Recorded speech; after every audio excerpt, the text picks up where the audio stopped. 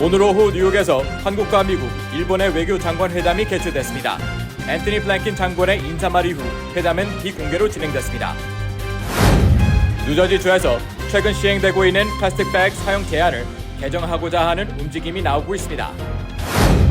포코 주지사와 머피 주지사가 기자회견을 통해 탄소 배출량 감소를 목표로 한 합동 계획을 발표했습니다.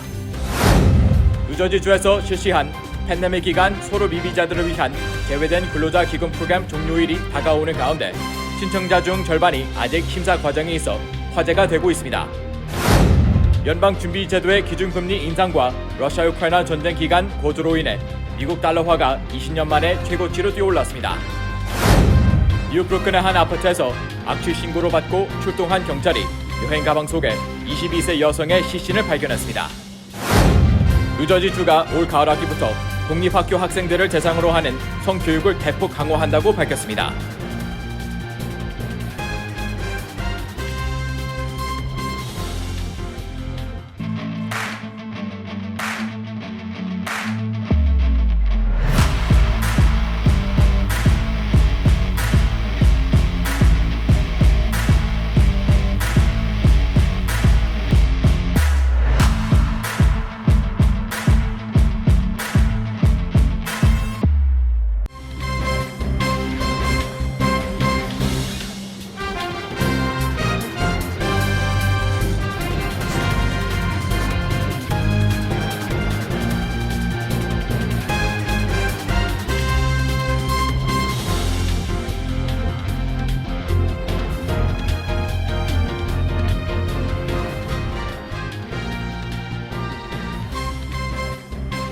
여러분 안녕하십니까? KBTV 뉴스9 이창환입니다. 한국과 미국, 일본 3국의 외교장관 회담이 오늘 오후 뉴욕에서 개최됐습니다. 앤토니 블랭킨 장관이 한국과 일본의 외교장관의 뉴욕 방문을 환영한다는 인사말을 전한 이후 회담은 비공개로 진행됐습니다.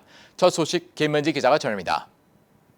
오늘 오후 2시 한미일 3국의 외교장관이 뉴욕 롯데팰리스 호텔에서 만났습니다. 한미일 외교장관 회담은 지난 7월 8일 인도네시아 발리에서 열린 G7 외교장관 회의가 개최된 이후 약 2달 만입니다.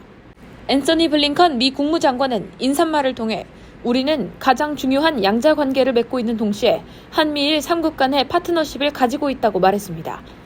블링컨 장관은 최근 몇 달을 포함해 지난 수년 동안 우리가 지역 안보 문제뿐 아니라 유엔에서 가장 중요한 일련의 세계적인 문제들을 다루는 데 있어 함께 협력해서 일할 때 더욱 더 효과적이었다는 것을 확인할 수 있었다며 그래서 미국과 이 양자 파트너십은 중요하고 차이를 만든다고 강조했습니다.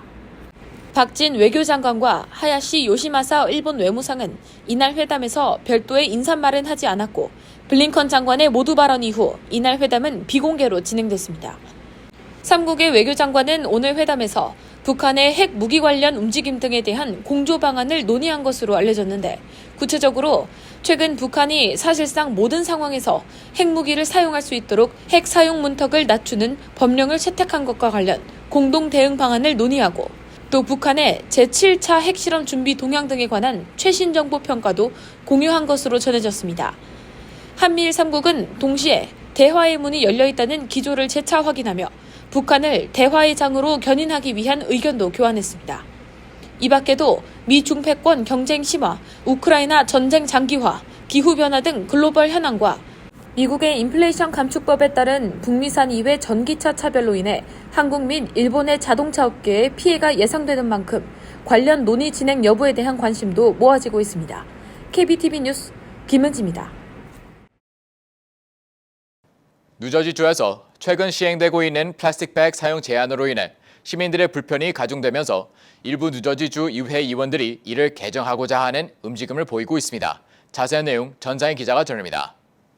필 머피 뉴저지 주지사는 지난 2020년 지속 가능한 미래를 위한 결정이라고 밝히면서 뉴저지주에서 플라스틱백 사용을 제한하기로 하고 2년간 유예 기간을 거쳐 지난 5월 해당 법안을 전격 시행했습니다. 이에 따라 대부분의 상점에서는 무상으로 제공되던 일회용 플라스틱 백을 사용할 수 없는 상황입니다. 다만 특정 음식이나 액체류의 경우에는 여전히 플라스틱 백 포장이 가능하지만 이마저도 유예 기간을 두고 완전 폐지를 앞두고 있습니다. 뉴저지주 소속 밥 스미스 의원은 시민들의 불만을 해소하겠다는 명목으로 새로운 법안을 제시했습니다. 스미스 의원은 형평성에 어긋나 있는 현행 제도를 개선할 필요가 있다고 주장했습니다. 스미스 의원에 따르면 현재 뉴저지주에서는 음식이나 농산품 배달을 위해서는 여전히 무상으로 플라스틱 백 제공이 가능한 상황이라고 지적했습니다. 이 때문에 코로나 팬데믹 이후 늘고 있는 음식 배달과 식품 배달의 경우 여전히 포장지를 제공하고 있어 문제가 되고 있습니다. 현재 대부분의 상점에서는 재사용이 가능한 재질의 포장지를 판매하고 있는데 적게는 25센트에서 많게는 $5를 받고 있습니다. 여기에 상당수 상점에서 추가로 구매하는 재사용 가능한 백이 넘쳐나면서 오히려 돈을 지불하고 플라스틱 백 사용을 늘린다는 부정적인 시각이 늘어나고 있습니다.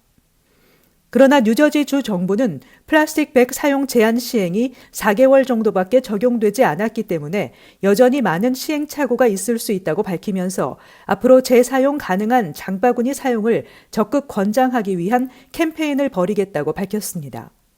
뉴저지주 내 플라스틱 재사용 자문위원회 역시 좀 더 혁신적인 방법으로 시민들이 참여할 수 있도록 뉴저지주와 긴밀한 협력을 이어나가겠다는 계획입니다. KBTV 뉴스 전상입니다. 뉴욕과 뉴저지가 탄소 배출량 감소를 목표로 야심찬 계획을 마련했습니다. 뉴욕과 뉴저지가 재생에너지 사용 확대를 위한 합동 계획을 발표하고 협력을 강조했습니다. 홍찬우 기자가 보도합니다. 캐시 호컬 뉴욕 주지사와 필 머피 뉴저지 주지사는 기자회견을 열고 기후변화에 대처하기 위한 합동계획을 발표했습니다. 뉴욕주는 재생에너지를 통한 전력 생산을 70%까지 높일 계획이며 뉴저지주는 해상풍력 발전을 50%까지 늘리겠다고 약속했습니다. 호컬 주지사는 우리는 실제 기후변화의 영향을 느낀 첫 번째 세대이며 기후변화에 대해 무엇인가를 할 수 있는 마지막 세대라고 말했습니다. 호컬 주지사는 한편 뉴욕주 가정 전력 공급을 위한 대규모 재생에너지 프로젝트를 위해 경쟁업체 모집 공고를 발표했습니다. 뉴욕주는 이 프로젝트를 통해 2000메가와트 이상의 재생에너지를 생산해 60만 개의 가정에 공급한다는 계획입니다. 뉴욕주는 2030년까지 재생에너지를 통한 전력 공급이 70%까지 가능하도록 하는 것이 목표라고 밝혔습니다. 머피 주지사는 뉴저지는 미 동부 해안뿐 아니라 전국적으로 건설 운영되고 있는 풍력 발전소를 위한 부품 제조와 물류, 통제의 중심지로서 중요한 역할을 하고 있다고 밝히고 뉴저지의 해상 풍력 발전 목표를 50%까지 늘리겠다고 약속했습니다. 한편 탄소 배출 감량이 주요한 이유 중 하나인 맨하튼 혼잡 통행료와 관련해서는 이날 양쪽 주지사가 극명한 입장차를 보였습니다. 호컬 주지사는 커뮤니티의 의견을 수렴할 수밖에 없다며 혼잡 통행료 징수에 대한 지지를 다시 한번 확인했습니다. 하지만 머피 주지사는 뉴저지 주민들이 이중으로 지불해야 하는 비용을 우려하며 MTA가 계속해서 이중과세를 요구할 경우 혼잡 통행료를 부과할 수 없다고 말했습니다. 뉴저지주는 현재 이와 관련해 백악관의 환경 영향 평가를 의뢰한 상태지만 MTA는 이미 연방정부의 환경 지침에 발표된 상황에서 다시 반복되는 일은 없을 것이라 밝혔습니다. KBTV 뉴스 홍찬호입니다. 뉴저지주가 코로나19 사태로 어려움을 겪고 있는 소로 미비자들을 위해 실시하고 있는 제외된 근로자 기금 프로그램 종료가 이달 말로 다가왔습니다.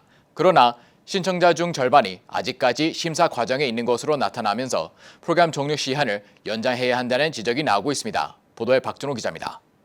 뉴저지주가 실시하고 있는 제외된 근로자 기금 프로그램이 대상자들이 충분한 혜택을 받지 못한 것으로 나타났습니다. 뉴저지주는 지난해 10월부터 팬데믹 상황에서 필수 근로자 등으로 일하면서도 실업급여와 재난지원금을 전혀 받지 못한 서류 미비자들을 대상으로 일정 자격을 갖추면 $2,000, 가정 최대 $4,000의 지원금을 지급하는 제외된 근로자 기금 프로그램을 시작했습니다. 그러나 프로그램 담당 부서인 휴먼 서비스국에 따르면 이 프로그램의 시행 종료가 오는 30일로 다가왔음에도 신청을 한 3만 5천 명 가운데 절반에 가까운 1만 7천 명이 아직까지 심사 과정에 있는 것으로 나타났습니다. 승인을 받은 1만 8천 명에게 지급된 지원금 총액은 $4,100만. 휴먼 서비스국 에발로아자 맥브라이드 대변인은 지원금 지급 지연에 대해 신청 서류를 심사하는 과정에서 필요한 서류를 제대로 제출하지 않은 서류 미비자들에게 추가 서류 또는 증명을 제출하도록 전화, 텍스트, 이메일로 연락하고 있지만 상당수가 답을 하지 않고 있다고 밝혔습니다. 이 대변인은 뉴저지주 거주 18세 이상, 연소득 $5만 5천 이하라는 조건과 함께 실업급여 또는 다른 재난 지원금을 받지 않았다는 것이 증명되지 않으면 지원금 지급이 어렵다고 밝혔습니다. 이에 대해 이민자 권익단체인 뉴저지 제외된 근로자연맹은 일부 서류 미비자들은 영어에 미숙하고 필요한 서류를 준비하는 데 어려움이 있다며 프로그램의 취지에 맞게 종료 시한을 9월 말이 아닌 올해 말 또는 그 이상으로 연장해야 한다고 주장하고 있습니다. KBTV 뉴스 박진호입니다. 미국 달러화가 20년 만에 최고치로 뛰어올랐습니다. 연방준비제도가 시장의 예상을 웃도는 기준금리 인상 경로를 내놓고 러시아 우크라이나 전쟁을 둘러싼 긴장이 고조된 데 따른 것입니다. 전상희 기자의 보도입니다. 주요국 통화 6개와 비교한 달러화 가치를 보여주는 달러 지수가 111.63까지 올라 2002년 5월 이후 20년여 만에 최고치를 기록했다고 로이터 통신이 보도했습니다. 달러 지수는 미국의 공격적인 금리 인상에 힘입어 올 들어서만 16% 이상 상승했습니다. 이는 금융정보업체가 관련 데이터를 취합한 1972년 이후 가장 큰 연간 상승폭입니다. 어제 달러화 가치는 유로화 대비로 1.2% 올랐습니다. 일본 엔화도 장중 달러화 가치가 144.695엔까지 올랐습니다. 영국 파운드화 가치도 달러화 강세에 장중 37년 만에 최저치인 파운드당 1.1237달러까지 밀렸습니다. 이날 연준이 기준금리를 0.75%포인트 인상하면서 공개한 점도표가 달러화 강세를 부추겼습니다. 점도표에 따르면 연방공개시장위원회 참가자들이 제시한 기준금리 전망치 중간값은 올해 말 4.4%, 내년 말 4.6%로 이전 전망치인 올해 말 3.4%, 내년 말 3.8%보다 대폭 상향 조정됐습니다. 블라디미르 푸틴 러시아 대통령의 부분 동원령 발령 등 러시아 우크라이나 전쟁의 확전 양상도 달러화 초강세를 한층 부추겼습니다. 아시아 외환 시장에서도 달러화 초강세가 이어졌습니다. 원달러 환율은 서울 외환시장 개장 직후 1,400원대를 돌파했는데 환율이 1,400원대를 기록한 것은 세계 금융위기 당시인 2009년 3월 31일 이후 13년 6개월여 만에 처음입니다. KBTV 뉴스 전상입니다. 어제 오후 1시경 뉴욕 경찰이 악취 신고로 출동한 브루클린의 한 아파트에서 여행 가방 속에 들어있는 22세 여성의 시신이 발견됐습니다. 여성의 사체는 모두 절단된 상태로 2개 여행 가방 속에 나누어 발견됐습니다. 김은지 기자의 보도입니다. 어제 오후 1시 38분경 뉴욕 브루클린 사이프레스 힐스에 소재한 아파트에서 악취가 난다는 이웃 주민의 신고를 받은 뉴욕 경찰이 출동했습니다. 경찰 당국은 해당 아파트 6층에서 2개의 여행 가방을 발견하고 그 안에서 젊은 여성의 시신 한 구가 2개의 가방에 나뉘어 들어있는 것을 확인했습니다. 경찰은 핏자국이 흥건한 현장에서 고기칼 한 자루도 함께 발견했습니다. 즉각 수사에 돌입한 당국자들은 아직 정확한 신원과 사망 원인을 파악 중에 있지만 해당 아파트에 거주하며 최근 약 한 달 동안 실종된 것으로 파악된 한 22세 여성의 시신인 것으로 보고 있습니다. 이웃 주민들에 따르면 이 여성은 한 남자와 함께 아파트에 동거하고 있었으며 자주 싸우는 것을 봤다고 말했습니다. 해당 아파트에 경비원들의 진술도 있었습니다. 사건이 발생하기 전 경비원들은 아파트 주민인 여성이 며칠째 보이지 않자 안위를 걱정해 복지점검차 거주지를 찾아갔지만 그녀의 남자친구와 다른 한 남성이 자신들의 진입을 제지한 적이 있었다고 말했습니다. 경비원들은 그들에게 계속해서 복지점검을 거부하면 경찰을 부르겠다며 논쟁을 벌이기도 했으며 경비원들이 물러서 현장에서 빠져나오자 그들도 어떠한 가방을 가지고 밖으로 나갔다고 전했습니다. 경찰은 이번 사건을 명백한 강력범죄 사건이라고 밝히며 의심스러운 용의자를 검거해 신문을 하고 있다고 전했습니다. 또 부검을 실시해 정확한 사인을 밝힐 예정입니다. 공포에 휩싸인 주민들은 너무나 끔찍하다며 입을 모으고 이곳에 사는 게 너무 두렵다고 심경을 전했습니다. KBTV 뉴스 김은지입니다. 뉴저지주가 올 가을 학기부터 각급 공립학교 학생들을 대상으로 성교육을 대폭 강화하기로 했습니다. 약 500여 개 학군에 성교육 표준 교육안을 만들어 가르칠 방침이며 정당한 사유 없이 성교육 시간에 출석하지 않으면 불이익을 받도록 했습니다. 보도에 김은지 기자입니다. 뉴저지주는 동성연애 등 성정체성 논란이 사회 문제로 대두되자 어린이와 청소년들에게 성에 대한 개방적인 인식과 성선택에서 인권의 중요성 등을 교육하기 위해 수년간의 준비 기간을 거쳐 성교육 표준 교육안을 만들어 9월부터 초, 중, 고등학교 학생들에게 가르치도록 했습니다. 주 교육국은 새로운 내용의 성교육 프로그램과 관련해 500여 개 학군에 학생들이 신체적, 정서적 발달에 적합한 포괄적인 성교육을 받을 수 있도록 전문가와 교사, 학부모의 협력으로 마련했고, 지난 2020년 주교육위원회에서 채택된 내용이기에 지침에 맞게끔 학생들을 교육시켜줄 것을 당부했습니다. 새로운 성교육 표준교육안은 해부학적 측면에서 남녀 신체에 대한 설명은 물론 성적 취향이나 성정체성에 대해 예전과 다른 개방적인 내용을 포함하고 있으며 성을 표현하는 방식과 성 역할의 다양성, 성적 취향과 성정체성이 다른 타인에 대한 존중은 물론 성적 취향이 다른 학생들에 대한 존중을 증진하기 위한 프로그램 개발 실습 과정도 담겼습니다. 그러나 일부 초등학생을 대상으로 한 설명 중 사춘기 2차 성징이 나타난 아이들의 신체적 변화와 호르몬 변화에 의한 성욕과 자기 위로 행위, 동성연애와 성전환 등에 대해 지나치게 노골적이고 긍정적으로 서술하고 있어 오히려 학생들에게 성적 이상 행동이나 성범죄 등을 부추길 수 있다는 비판도 나오고 있습니다. 이러한 우려에도 불구하고 주교육국은 학군에서 학부모 또는 종교계 등의 반대로 새로운 성교육 표준 교육안을 채택하지 않을 경우 징계 조치를 취할 것이라는 강경 입장을 밝혔습니다. 특히 주정부는 정당한 사유 없이 성교육 시간에 출석하지 않는 학생은 무단 결석으로 처리해 상급 학교 진학 시 불이익을 받고 성교육 프로그램을 제대로 진행하지 않는 학군은 교사 또는 관리자의 면허 취소와 주정부 지원금 중단, 학교 운영권 상실은 물론 민사소송의 대상이 될 수 있다고 경고했습니다. KBTV 뉴스 김은지입니다. 조 바이든 행정부의 연방학자금 부채 탕감 조치로 전국 50개 주에서 4천만 명 이상의 학자금 대출이 줄어들 전망인 가운데 백악관이 공개한 자료에 따르면 이번 조치로 부채 탕감 수혜자가 가장 많은 주는 캘리포니아주로 354만 9,300명이 학자금 대출 탕감 조치를 받게 됩니다.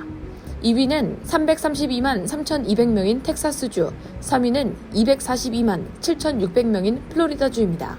뉴욕주의 경우 225만 8,800명의 학자금 대출이 탕감돼 전국에서 수혜자가 네 번째로 많았습니다. 뉴저지주 학자금 대출 탕감 수혜자는 108만 2,900명으로 전국에서 11번째로 수혜자가 많은 것으로 집계됐습니다. 학자금 부채 탕감 조치는 이미 교육부에 소득 데이터가 등록돼 있는 경우 별도 절차 없이 자동으로 부채가 탕감됩니다. 다만 교육부에 소득 데이터가 없는 경우 별도로 신청서를 작성해야 합니다. 신청서 접수 시작 일자는 교육부에서 별도로 발표할 예정입니다. 스탠포드대 아시안건강연구교육센터의 브라이언트 린 박사는 최근 아시안보건저널에 게재한 논문을 인용해 한인 응답자의 41%는 코로나 이후 반아시안 정서로 인해 물리적으로 공격을 당할 수 있다는 위협을 느끼고 있다며 이는 베트남계 58%, 중국계 51%에 이어 다음 가는 순위라고 강조했습니다. 이번 조사는 코로나19 사태 이후 한인 등 아시안들이 느끼는 신체적 위협을 구체적으로 조사한 첫 사례로 의미가 있다는 평가를 받고 있습니다. 조사 결과 한인은 대조군인 백인에 비해 물리적 공격을 당할 위협을 4.4배, 약 4배가량 더 많이 느끼고 있는 것으로 분석됐습니다. 이는 중국계와 같은 수치이며 베트남계가 5.4배로 가장 높았습니다. 또한 연구는 한국, 베트남계 등이 중국인과 비슷한 외모 때문에 반중정서로 인한 공격당할 우려를 느끼고 있다고 전했습니다.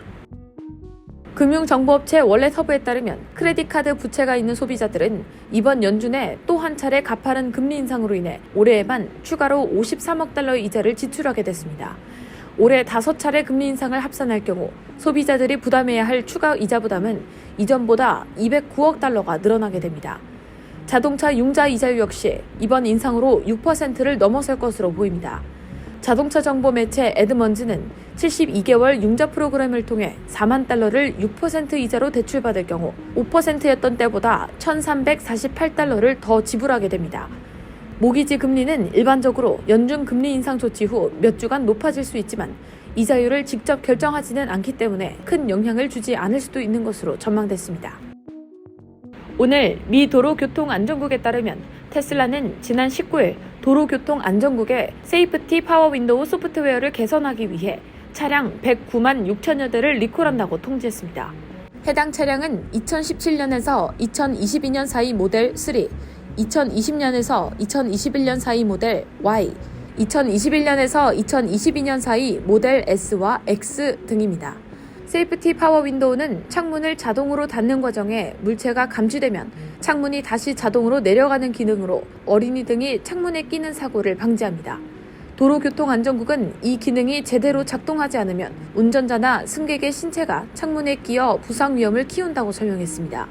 테슬라는 지난달 제품 시험 과정에 문제를 발견했으며 지난 13일부터 생산한 차량은 소프트웨어를 개선해 관련 문제를 해결했고 이 문제와 관련해 지금까지 품질 보증 청구나 충돌, 부상, 사망을 파악하지는 못했다고 밝혔습니다. 잠시 후 커뮤니티 브리핑을 전합니다.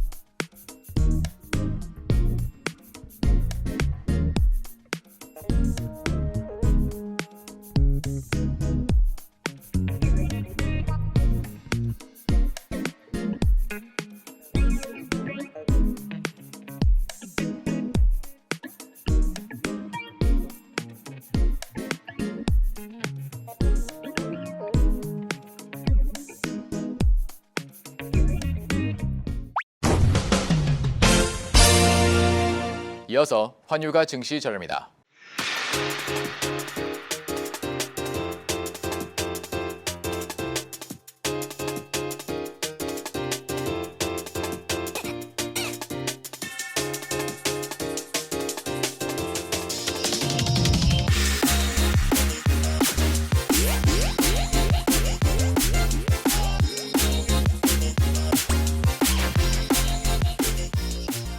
잠시 후 뉴욕과 뉴저지 날씨 전합니다.